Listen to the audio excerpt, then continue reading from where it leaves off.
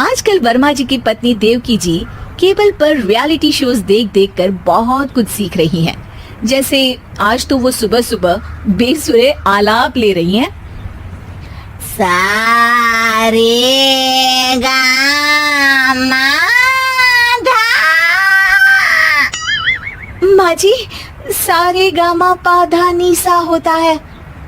अरे वो तो सब गाते हैं, ये मेरा स्टाइल है।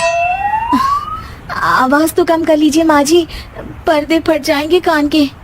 ये कहो कि पर्दों में आग लग जाएगी। देखना, मेरी आवाज सुन के जज आग लगा देगी, आग लगा देगी, तू तो आग लगा देगी, ऐसा बोलेंगे। सरिता वहाँ से परेशान होकर चली जाती है और सास रियाज जारी रखती है। सारे गाओ, सारे नाचो। तभी बाबूजी दुकान से लौटते हैं। अरे देवकी, क्यों तानसेन बनी हुई है? कान से खून निकालोगी क्या? अरे क्या हुआ, रियाज तो करने दो मुझे। इसको रियाज बोलते हैं? ऐसा लग रहा है जैसे घोड़े ही हिला रहा है। घोड़े पे बैठ के ही बम्बई जाऊंगी मैं तो, जब जज साहब कहेंगे कि देवकी तुम मुंबई आ रही हो। जज साहब, वो अदालत वाले? अरे नहीं नहीं, बड़े लोग हैं, आप नहीं जानते हैं।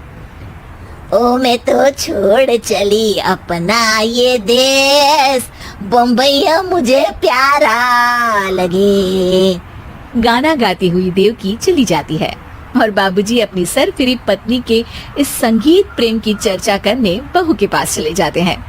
अरे सरिता बेटा, सुनो तो, ये तेरी सास को क्या हुआ है बेटा? सुबह तो अच्छा भला छोड़कर गया था इसे। सिंगर बनेगी अब वो। सिंगिंग रियलिटी शो में जाने की सुबह से तैयारियां चल रही हैं इनकी। हाँ, अब तो कोयल के सुर मेंढक छेड़ेगा। हे भगवान, सद्बुद्धि दो इसे।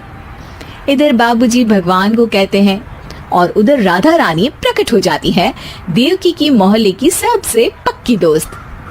क्यों री देवकी, काहे इतना गला फाड़ रही है? कोई चीखने चिल्लाने का कंपटीशन है क्या? अरे ये देख, नया सिंगिंग शो, मैं भी गाऊंगी, हिंदुस्तान के दिलों की धड़कन बनूंगी।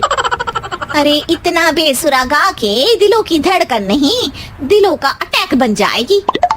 इससे तो अच्छा है कि नाच ही ले। वैसे भी दिन भर मोहल्ले में नाचती तो रहती है तू, कभी इसके घर कभी उसके घर। देवकी को समझ में आ जाता है कि उसका गाना किसी को पसंद नहीं आ रहा।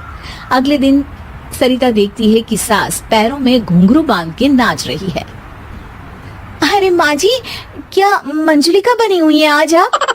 अरे नाचने दे बहू, जब तक है जान जाने जहां मैं नाचूंगी।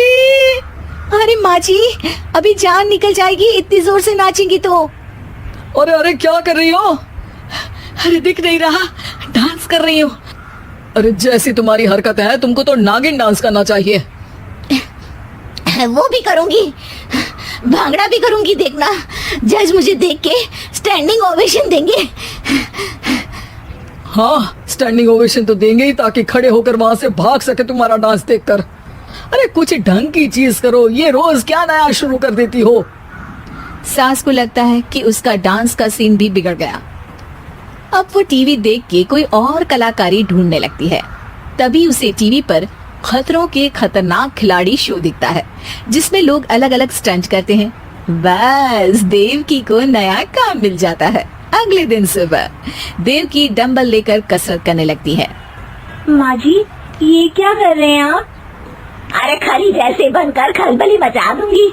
कल मैंने खतरों के खतरनाक खिलाड़ी देखा और सोच लिया कि मुझे वही जाना है। हाँ बस।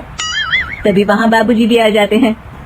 अरे इतना भारी डंबल, अरे गिर मत जाना कहीं लेकर। अरे चुप करो, तुमसे कुछ नहीं होता इसका मतलब ऐसा नहीं कि मुझसे भी कुछ नहीं होगा। मैं तो खतरों के खतरनाक खिलाड़ी में जाने वाली हूँ। हाँ, मैं तो इस शो में तभी गया था जब तुमसे शादी हुई थी। तुमसे शादी करना भी खतरों के खतरनाक खिलाड़ी में जाने से कम थोड़ी ना है। अब चुप भी रहिए। अरे बहू, वो भारी वाला डंबल उठा कर ला तो। अरे नाना माँ जी, आप संभाल नहीं पाओगी। अरे मैंने टीवी में देखा था, एक आदमी कार उठा लेता है, इतना तो मैं उठा ही सकती हूँ ना। बहू घबराते हुए भारी वाले डंबल माँ के हाथ में दे देती है। जैसे ही माँ दोनों हाथ ऊपर करती है, पूरे शरीर का बैलेंस बिगड़ जाता है और वो पीछे की तरफ गिर जाती है। डंबल जाकर टीवी में लगता है और टीवी फूट जाती है। माँ जी, उठिए माँ जी। बाबूजी बहुत तेज हंसने लगते हैं। बाबा बाबा, टीवी और बीवी दो टेंशन थे मेरे, आज एक कम हो ही गया। बहू भी सास को उठाते उठाते इस बात पर ताली बजाकर हंसने लगती है और देवकी फिर से गिर जाती है। और इस बार देवकी भी अपनी बेवकूफी पे हंसी रोक नहीं पाती।